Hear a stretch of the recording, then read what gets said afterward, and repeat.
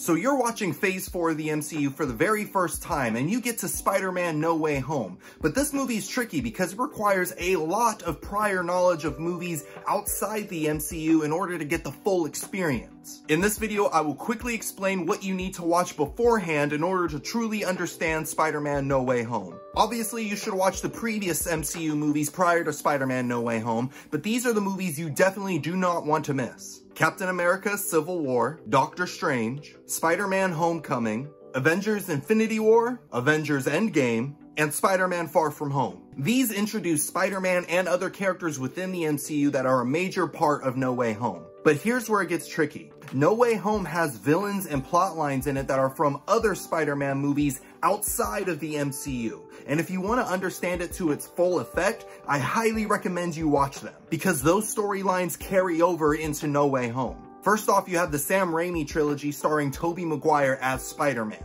These movies came out in the early 2000s, and the villains include Green Goblin, Dr. Octopus, and the Sandman. Make sure you pay extra attention to Spider-Man's 1 and 2 because the Green Goblin and Dr. Octopus have the most important plot lines within No Way Home. After the Sam Raimi films, Spider-Man was rebooted into the Amazing Spider-Man series starring Andrew Garfield as Spider-Man. There are only 2 Amazing Spider-Man movies, but the villains include the Lizard and Electro. And the main villain I want to highlight from these movies is Electro, because he also has a pretty big part in No Way Home. So quick recap, you want to watch Spider-Man 1, 2, and 3 starring Tobey Maguire, and the Amazing Spider-Man 1 and 2 starring Andrew Garfield. And the villains that you should pay the most attention to are Green Goblin, Dr. Octopus, and Electro. Now, there's one more series of movies that connect to Spider-Man No Way Home, but at the time of this recording, they don't have a major impact on the story. They just tease something that's going to happen at some point in the future. I don't know when.